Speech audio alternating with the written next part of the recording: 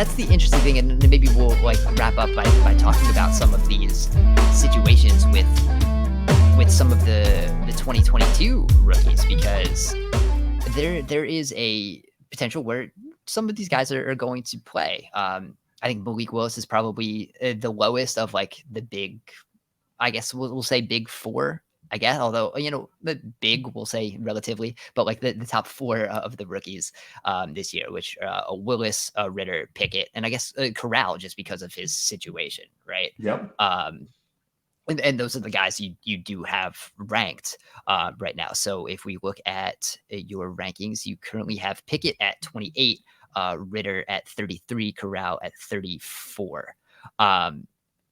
So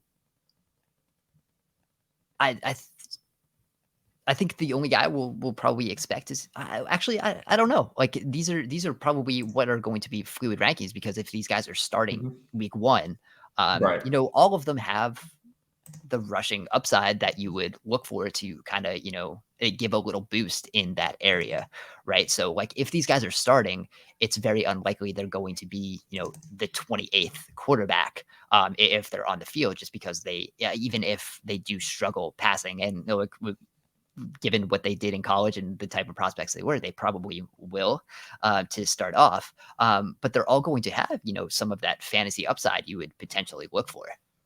Yeah, absolutely. These guys, I mean, are going to, Pickett's going to start sooner than later. He may just outright win the job in week one. So him being a first round pick obviously is going to push him having the most probability of starting this year. But you touched on it, like the odds that the Falcons are good enough to at least not see what they have in Desmond Ridder before going into a 2023 draft where they might attack quarterback again, it's probably going to happen. And the same thing for the Panthers, right? Like, the Panthers are probably going to be in a spot where they just don't win enough real football games to where they're going to at least see what they have in Matt Corral. They're going to need to know going into 2023 if there's anything there for these guys. Same thing we saw with the Eagles a couple years ago, right? When they took Jalen Hurts in the second round. As ironic as these guys fell in the draft, they still all kind of went to the spots we thought they might go, right? Like the teams that might take quarterbacks.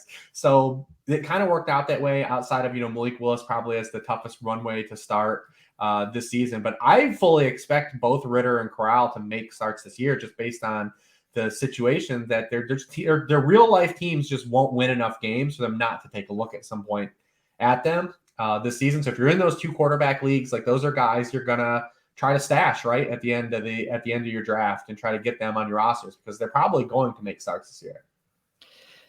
Yeah, you would think so. And, at least having, a Desmond Ridder or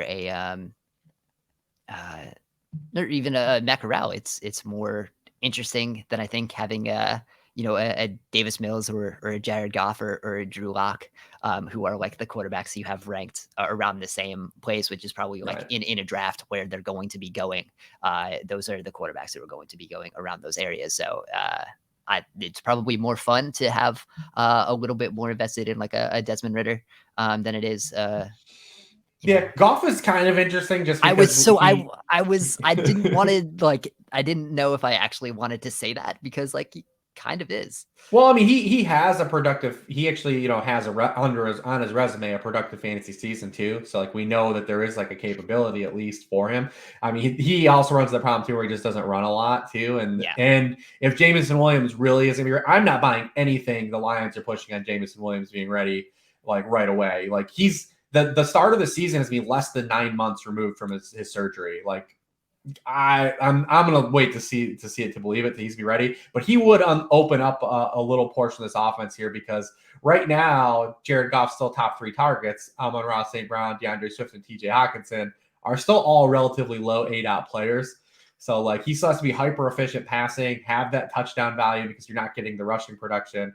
But the Lions are trending in a positive direction. You see a lot of these players for the Lions are drafted really highly. I mean, TJ Hawkinson is the top 5 tight end. DeAndre Swift's a top 10 running back. Amon-Ra St. Brown's a top 30 wide receiver. And if you have Jameson Williams could potentially climb as the news progresses on him. So you have all these other assets, and then you have this quarterback going at like QB 25 and lower. And you say, well, what's the gap here, man? If all these players are going to be good, doesn't he have to come along for the ride? But it's not necessarily true. We saw this with Eli Manning a few years ago. when Saquon was a first round pick, Odell was a first round pick, people still like Devin Ingram, and like Eli Manning would be like QB 24. Like they don't necessarily have to get there because they don't get the rushing with the quarterbacks. But Jared Goff, I will say, at least is intriguing from a surrounding skill player stance than a lot of these guys.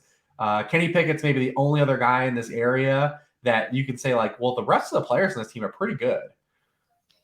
Yeah, and again, like that, we had the Ben Roethlisberger conversation about that also, and it's kind of the same type of thing. But again, like there's some